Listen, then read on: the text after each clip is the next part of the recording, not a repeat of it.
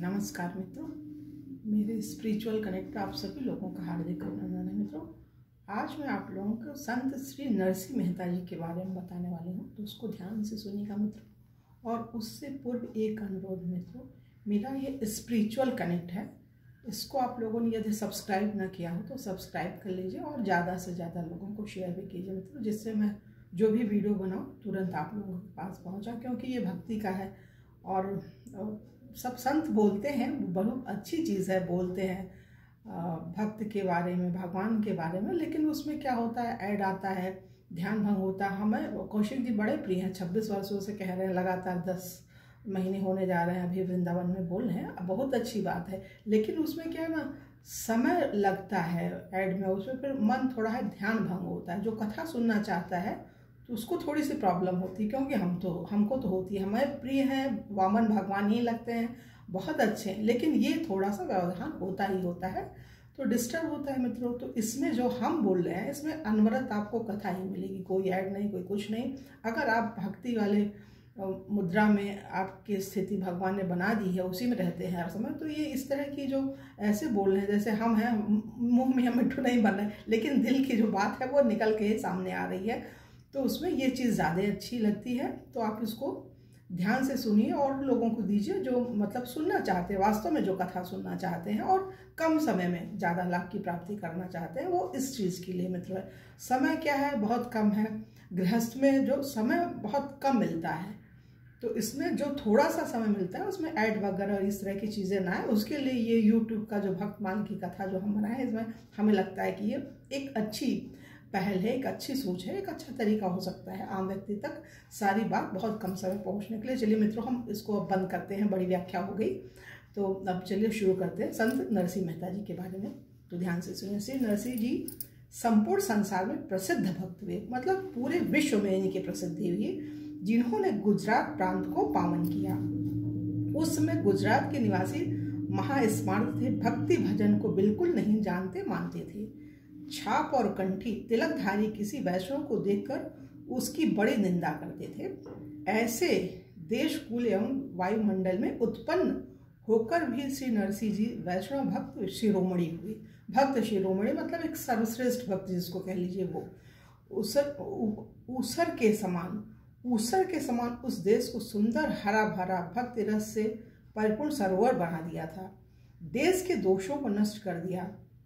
आपने अनेक स्थानों पर भक्तिपूर्ण चमत्कार दिखलाए, जिसमें रस की वृत्तियों का संपूर्ण रूप से संगम होता है। ऐसी माधुर रस में भक्ति को आपने हृदय में धारण किया है। तो इनका पूरा सुनिए और मित्रों, कैसे इन्होंने गृह त्याग किया, क्या क्या घटनाएं घटी हैं, ये सब आगे आता जाएगा। भक्तवर श्री नरसिंह जी गुजरात प्रांत के जूनागढ़ नगर के निवासी थे। 5 वर्ष की अवस्था में आपके पिता माता का स्वर्गवास हो गया था। घर में एक भाई वंशित और भाभी थे। वे अति ही क्रोधी स्वभाव की थी। किसी दिन आप इधर उधर घूम फिर के आए और भाभी से पानी के लिए जल मांगा। वे मन ही मन जल भून गई और बोले, तुम बड़ी भारी कमाई करके आए हो ना, इसलिए तुम्हें जल पिलाए बिना कैसे काम बनेगा, अपने आप जल लाकर पियो। भाभी ने जब इस प्रकार का जवाब दिया तो घोर अपमान का अनुभव करके श्री नरसिंह जी बिना जल पिए ही घर से निकल चले और जंगल में जाकर एक शिव जी के मंदिर पर पड़ गए। मानो आपने शिव की शरण में जाकर अपना दुख निवेदन किया और स्थिर चित्त से आपने शिव का ध्यान किया। शिव शंकर जी के मंदिर पर बिना कुछ खाए पिए पड़े पड़े 7 दिन बीत गए। 7 दिन हो गया बगैर खाए पिए। तब श्री शिव जी ने विचार किया कि यदि कोई आदमी किसी क्षुद्र या गरीब के द्वार पर जाकर पड़ जाता है तो वह भी उसकी खबर लेता है, दुख दर्द की पूछताछ करता है, फिर मैं तो देवाधिदेव महादेव हूँ, मुझे इसकी खबर लेनी चाहिए। ऐसा विचार कर भगवान शंकर जी ने प्रथम तो श्री नरसिंह जी की भूख प्यास को सर्वथा दूर कर दिया। उसके बाद साक्षात प्रकट होकर दर्शन देकर बोले, वत्स वर मांग लो। श्री नरसिंह जी ने कहा, प्रभु मैं वर मांगना नहीं जानता हूँ, फिर भी यदि आप देना चाहते हैं तो सोच समझकर वह वस्तु दीजिए जो आपको सबसे अधिक प्यारी है। यह सुनकर श्री शंकर जी सोच विचार में पड़ गए कि जो मेरी प्रिय वस्तु है उसका रहस्य मैं अपनी प्राण प्रिय श्री पार्वती जी से भी कहने में डरता हूँ और वेद नेति नेति कहकर उसका वर्णन करते हैं।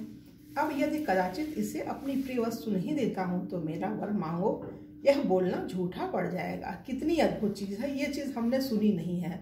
भक्तों से जो संत होते हैं सुनाते हैं नानी बाई का मायरा, तो उसमें ये चीज़ें नहीं बताई गई हैं। तो ये विशेष चीज़ है। मतलब ऐसा विचार कर श्री शंकर जी ने उन्हें अपना सा श्री कृष्ण प्रेम प्रदान किया और श्री नरसिंह जी को सुंदर सखी स्वरूप प्रदान कर स्वयं भी त्रिलोचना सखी रूप धारण कर साथ साथ नित्य श्री वृंदावन धाम में आए। महादिव्य बहुमूल्यवान अनेक प्रकार की मणियों से जड़े हुए रास मंडल पर अगणित ब्रज गोपियों के मध्य श्री राधा श्याम सुंदर का दिव्य दर्शन शिव जी ने श्री नरसिंह जी को कराया। नरसिंह जी ने देखा कि स्वर्ण में रास मंडल रंग बिरंगे हीरों से जड़ा हुआ है। ब्रज गोपियों के मध्य प्रिया प्रियतम दोनों विचित्र गतियों में नृत्य कर रहे हैं। गान तान की अद्भुत ध्वनि छाई हुई है। लाल जी ताली बजाकर ताल लगा रहे हैं और नृत्य एवं राग की सुंदर गति ले रहे हैं। ग्रीवा गर्दन का झुकना और हिलना, उंगलियों को मोड़कर मुद्राएं बनाना अत्यंत मनमोहक था। श्री मुख से निकलता हुआ गायन का मधुर स्वर सुनकर कानों को तृप्ति होती थी। मृदंग और मुहचंग आदि बाजे गायन के साथ साथ बज रहे थे। मृदंग और मुहचंग आदि बाजे गायन के साथ साथ बज रहे थे। नृत्य करते हुए प्रिया प्रियतम के प्रत्येक अंग में शोभा की जो लहरें उठ रही थी, वे मानो परिकर प्रेमियों को नवीन प्रेम जीवन प्रदान कर रही थी।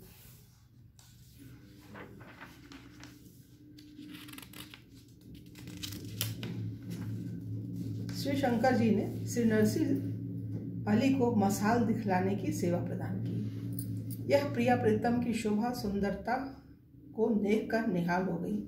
यह प्रिया प्रियतम की शोभा सुंदरता को देखकर निहाल हो गई। इसी बीच नंदलाल जी की दृष्टि इनके ऊपर पड़ी तो आपने जान लिया कि यह तो कोई नई सखी आज रास में आई है। श्री ठाकुर जी ने अनुमान करके जान लिया कि यह शिव जी की रंगीली सहचरी है। श्री शंकर जी ने मीठी मुस्कान और नेत्रों के संकेत से जनाया कि ये मेरे साथ आई हैं। आप कृपया अपने परिकरों में सम्मिलित कर लें। रास विलास का दर्शन कराकर श्री शिव जी चाहते थे कि अब मैं यहाँ से इन्हें ले जाऊं, परंतु श्री नरसिंह अली जी चाहती थी कि मैं अपने प्राणों को न्यौछावर कर दूं। तब श्री ठाकुर जी ने कुछ समय आकर श्री नरसिंह जी को समझाया कि तुम यहाँ से जाओ और मेरे इस विहारी रूप का सर्वदा ध्यान करते रहना।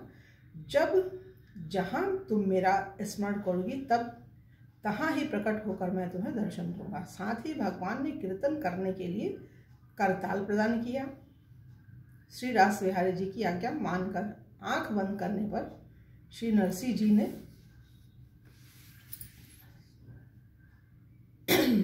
साथ ही भगवान ने कीर्तन करने के लिए करताल प्रदान किया। श्री रास बिहारी जी की आज्ञा मानकर आंख बंद करने पर श्री नरसिंह जी अपने ग्राम को वापस लौट आए और अलग निवास बनाकर भजन करने लगे। परंतु पुनः रास विहार लीला के दर्शन करने की चिटपटी इनके मन में लगी ही रहती थी।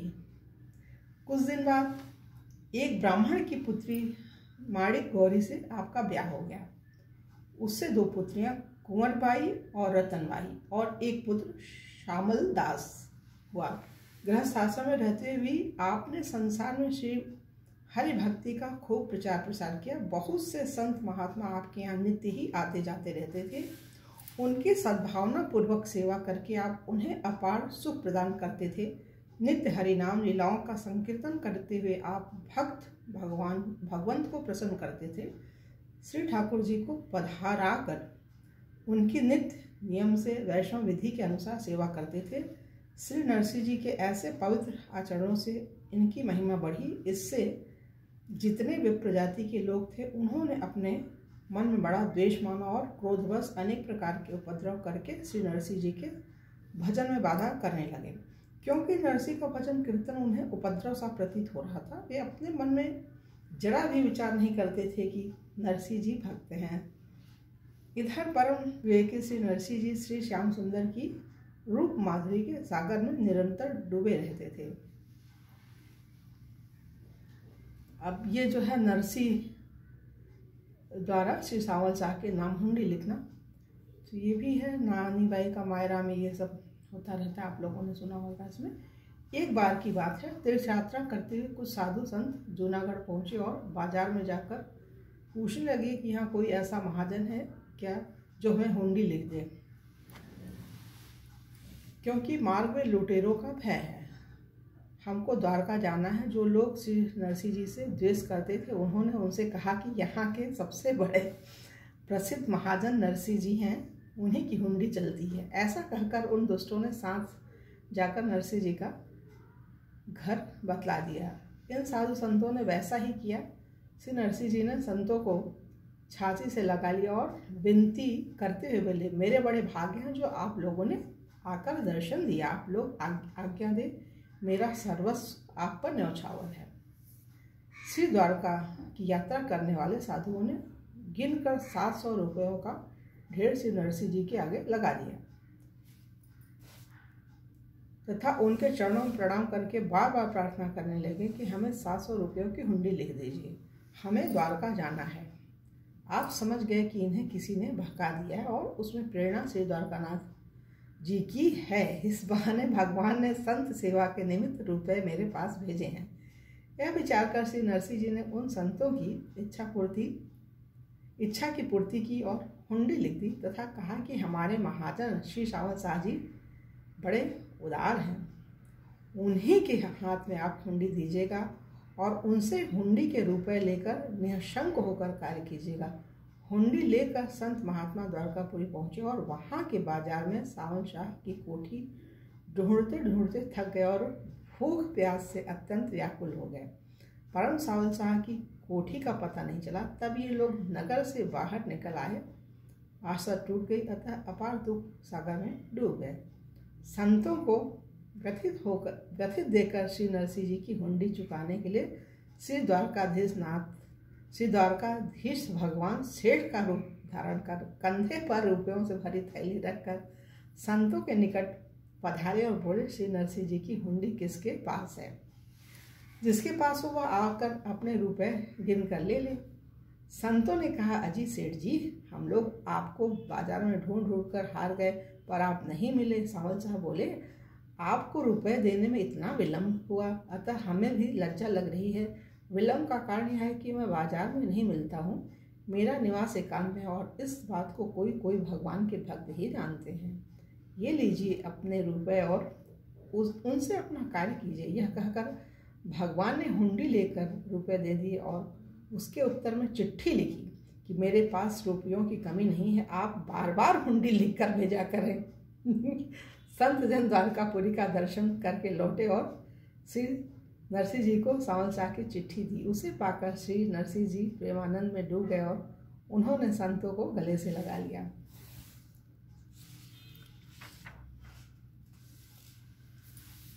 नरसिंह जी के भक्ति भाव का विलक्षण प्रभाव क्या था, ये भी सुनिए मित्रों। ये तो अद्भुत है, नरसिंह जी की तो जितनी भी सुनिए सब क्या मैं उनकी भक्ति की महिमा।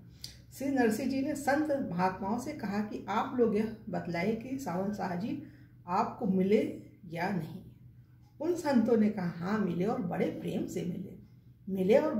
से मिले। श्री नरसिंह जी ने सावन शाह के नाम हुंडी लिख दी थी और उसके जो रुपए थे उनसे आपने संतों का भंडारा कर दिया। संतों के प्रति श्री नरसिंह जी का ऐसा सद्भाव था, अतः श्री द्वारकाधीश ने उनके सभी कार्यों मनुष्यों को पूरा किया। श्री नरसिंह जी की लड़की ससुराल में थी, उसके लड़का हुआ था। लोक रीति के अनुसार इन्हें छू कर देना चाहिए, लोक रीति के अनुसार इन्हें छूछक देना चाहिए। छूछक कोई चीज़ होती होगी वो देना चाहिए, पर इसके पास कुछ न था अतः न दे सके। लड़की की सास नित्य ही गालियाँ बकती। सास के वचन जब असह्य हो गया तब उस लड़की ने अपने पिता को कहलवा बेटा कि मेरी सास ताने मारती है, गाली देती, इससे मेरी छाती जलती रहती है। यदि आपके पास कुछ देने के लिए नहीं हो तो आप आकर दे जाइए। यदि आपके पास कुछ देने के लिए हो तो आप आकर दे दीजिए। लड़की का संदेश पाकर श्री नरसिंह जी एक टूटी सी बैलगाड़ी में 2 बूढ़े बैलों को जोतकर जहां पुत्री ब्याही थी उस नगर के किनारे पहुंच गए। इनके आगमन का समाचार एक ब्राह्मण को कल्या पुरोहित ने जाकर इनकी कन्या से कह दिया। पिताजी का आगमन सुनते ही वह आई, परंतु जब उसने देखा कि गाड़ी में छूछक का कुछ भी सामान नहीं है तो उसका मुख उदास हो गया। उसने कहा, पिताजी यदि आपके पास देने के लिए एक पैसा या एक वस्तु न थी तो फिर आते वही ठीक था। उसने कहा, पिताजी यदि आपके पास देने के लिए एक पैसा या एक वस्तु न थी तो फिर न आते वही ठीक था। श्री नरसिंह जी ने कहा, बेटी तुम अपने मन में चिंता न करो, जाकर अपने सास से कह दो कि जिन जिन चीज़ों की जितनी जितनी ज़रूरत हो उन सबको एक कागज़ में लिख दें। उसने अपनी सास को समझाकर कहा तो वह बहुत गुस्से में भरकर बोली, मैं समझ गई, तेरे पिता यहाँ आकर हंसी कर रहे हैं। अंत में खिसियाई सास ने गांव के सभी स्त्री पुरुषों बालकों के नाम लिखवा दिए कि इन सभी को कपड़े एवं गहने दीजिए। श्री नरसिंह जी की लड़की आवश्यक वस्तुओं का चिट्ठा लेकर आई तो आपने उसे देखकर लौटा दिया और कहा कि इसे फिर से दिखा लाओ। इसमें यदि किसी का नाम या कोई वस्तु लिखने से रह गई हो तो उसे फिर लिखवा लाओ। इस बात से क्रुद्ध होकर उसने 2 पत्थरों लिखवा दिए। श्री नरसिंह जी को अपमानित करने के लिए उन्हें टूटी फूटी पुरानी पौर रहने के लिए बतला दी। भक्त शिरोमणि श्री नरसिंह जी जाकर उसी में ठहरे और उस निवास स्थान को देखकर बहुत प्रसन्न हुए। सास ने खौलता हुआ जल इनके स्नान करने के लिए भेजा। इसी बीच वर्षा हुई जिससे जल शीतल हो गया और श्री नरसिंह जी ने सुखपूर्वक स्नान किया। इसके बाद पौर की कोठरी को झाड़ू बुहारू देकर उसे साफ कर उसके द्वार पर आपने एक पर्दा डाल दिया। सामने के चिट्ठे को वहीं रखकर तानपूरा बजाकर श्री हरि नाम संकीर्तन करने लगे। भगवत कृपा से अकड़ित पोशाकें वस्त्राभूषण आकर कोठरी में भर गए। श्री नरसिंह जी ने गांव भर के आबाल वृद्ध सभी नारियों को सुंदर मूल्यवान वस्त्र आभूषण पहनाए। उससे सब लोग शोभायमान हो रहे थे। श्री नरसिंह जी की उदारता कृति का यत्र तत्र सर्वत्र सभी लोग गान कर रहे थे। बड़ा भारी आश्चर्य तो यह हुआ कि उस चिट्ठे में लिखी सोने चांदी की 2 शिलाएं भी आईं और समधीन के लिए विशेष भेंट के रूप में प्रदान की गईं। संयोगवश एक स्त्री का नाम भानी बाई सूची में लिखने से रह गया था, उसे पहनावा नहीं मिला। उसने दूसरे से लेना स्वीकार नहीं किया और कहा कि जिसने सब स्त्री पुरुषों को वस्त्राभूषण पहनाए हैं मैं भी उसी के हाथ से लूँगी। श्री नरसिंह जी की कन्या ने अपने पिता से प्रार्थना की कि इसे भी पहनवा दीजिए जिससे कि मेरी लज्जा रह जाए। श्री नरसिंह जी ने प्रभु से प्रार्थना की तो भगवान फिर आए, वस्त्र आदि देकर उसकी कामना पूरी की। अपने पिताजी के प्रभाव को देखकर उनकी पुत्री अपने अंग में फूली नहीं समाती थी। अपने पति सास ससुर आदि को भुलाकर वो अपने पिता के साथ अपने घर को चली आई। तो मित्रों अभी इनका तो अभी और काफ़ी बड़ा है, तो सोच रहे एक और एपिसोड बनाएं जिसमें इनकी महिमा को और, क्योंकि ये लंबा हो जाएगा। तो आज तो यही विराम दे रहे हैं मित्रों। कल दूसरे वीडियो में 2 पार्ट में इसको बनाते हैं, तो इसके आगे के बारे में बताएंगे। तब तक के लिए जय हिंद, जय भारत, ओम शांति, ओम शांति, ओम शांति।